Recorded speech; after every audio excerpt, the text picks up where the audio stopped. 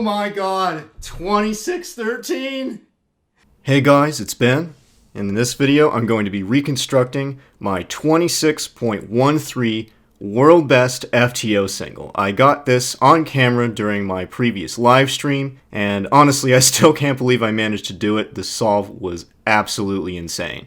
So this is the scramble. I've provided it above. You can follow along with white on top, green on front with my color scheme, or white on top, red on front with the Land color scheme if you have that. And this is what the scramble looks like from both sides. So let's go ahead and jump right into the inspection. So looking over the puzzle, I first saw that we have this white-yellow edge triangle pair over here. We have our other two white edges here, and then the other two white triangles are over here. So overall I did RO as the orientation to kind of set up the moves that I'm going to do. And I actually managed to plan the entire first center in the inspection time. So my thought process was that I already have this light blue edge over here, and so an R will bring that up to form the large trapezoid with the yellow edge, and that will be the correct color scheme for me, and so that works. And then doing an R move is also going to move the magenta edge to be over here on the BR face. And with this edge right here, you might be able to see that we can actually do a D prime to pair this triangle with that edge. So that's two moves so far. So we do an R to make the large trapezoid, D prime to form another edge triangle pair with the remaining edge. And then from here, this pair would be here. And so I know that if I do a BR, that'll bring the open slot for the remaining triangle to the bottom. And then on this side, the remaining white triangle would be here, so I need to do a BL D prime. And what that will do is it'll form that entire small trapezoid, and then do a, from this perspective, it would be a B move, but I did actually rotate this way when I do it in the actual solution.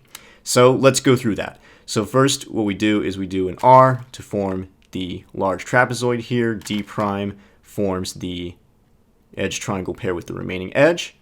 And then what we have here is BL to set up this triangle to be down here. And then I then rotated this way, so that's a UO.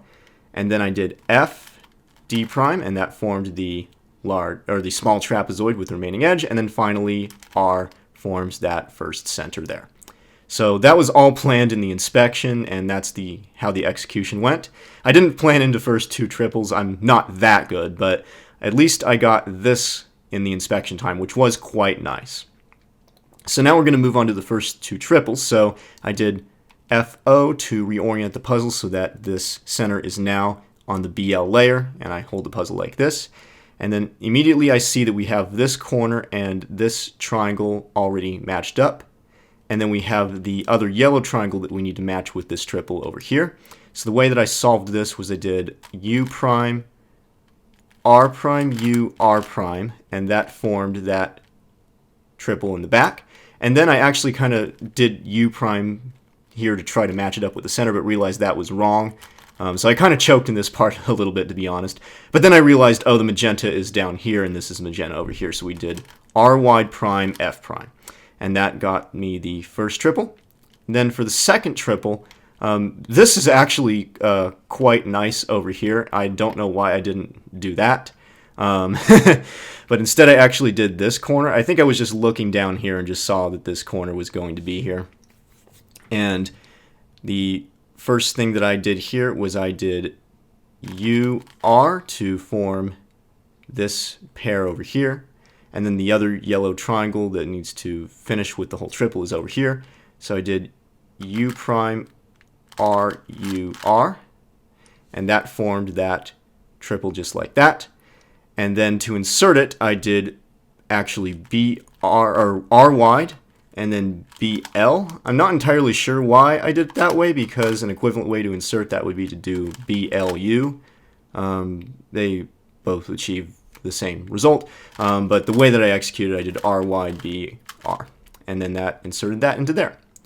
So now moving on to the second center, I chose to do the red center here, even though the large trapezoid on this blue center was actually already completed there. I didn't really care about that, but I just went for the red center because that's what I'm used to. So I see the red-gray edge with this pair already formed, and then the red-yellow edges down here, so that I know that if I were to bring this clockwise and then bring it down, it would form the large trapezoid for the red center. So I did U, R wide, R prime, I guess kind of a middle slice layer move, and that formed that. And it also formed the small trapezoid at exactly the same time. I didn't plan that out, that just happened to work out that way. And then I put this large trapezoid within the middle slice layer here to preserve that. And then it's a very simple R wide U prime to bring this into the right layer, and then R wide prime R, and that forms that red center really quickly there. And then I have to orient it to put gray on the right hand side, so I did U prime, and then that red center was pretty much completed. So that's the second center, and then did R wide to go into the last two centers. So this is going to be the blue center, and this is going to be the green center. Now you can already see that we have the large trapezoid for the blue center done. So I guess it was a good thing that I did the red center there, because it actually preserved that trapezoid from previously. Again, it wasn't planned, but it worked out really nicely. And I already have just the single blue triangle over on this right hand side down here, and then these two are opposite, so I just went into this case. So I did U, R prime, U prime, and then we can form the small trapezoid and bring it in with R, U prime, R prime. So that was very quick there.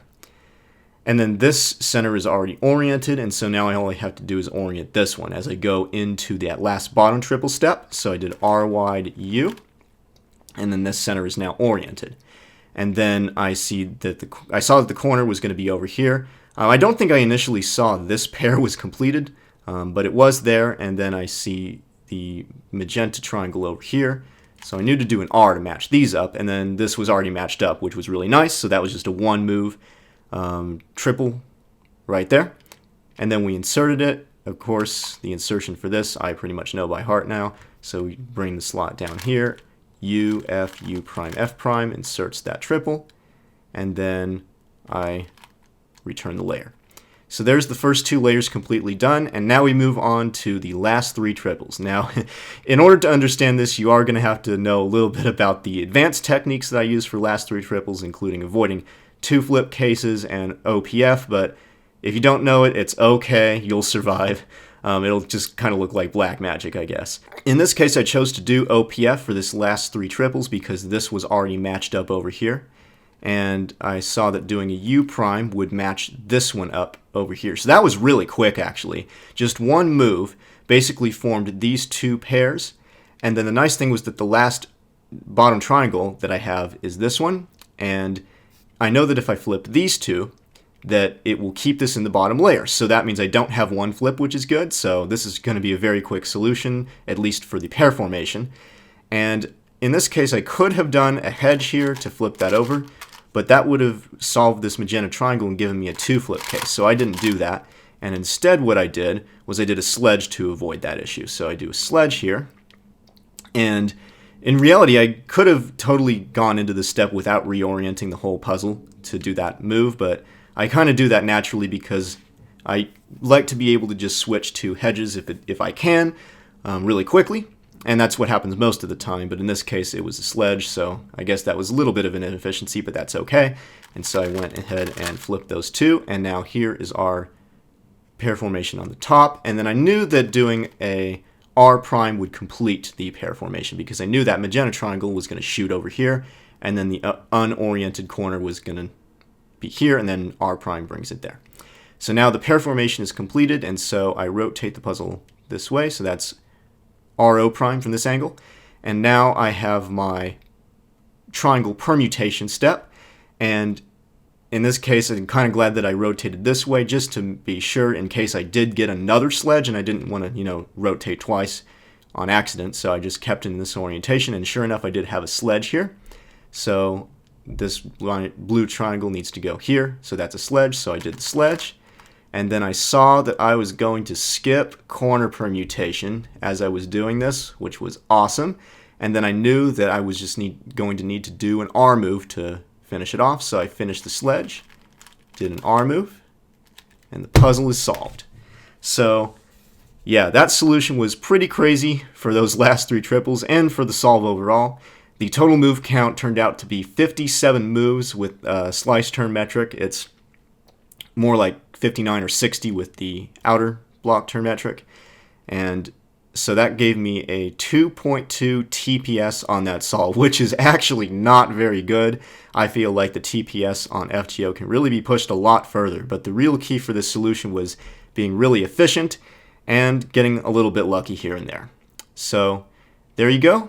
That is my 26.13 single reconstructed, and here's the full solve.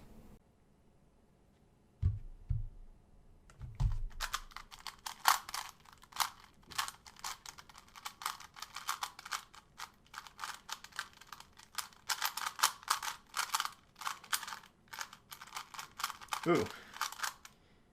Okay. I get it.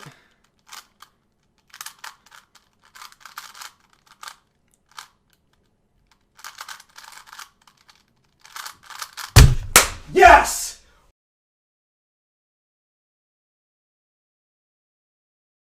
If you're interested in checking out any more live streams, I will be streaming on Twitch. The link to that will be in the description of this video if you want to check that out. And that's pretty much it. So I hope you found this interesting. Thanks for watching.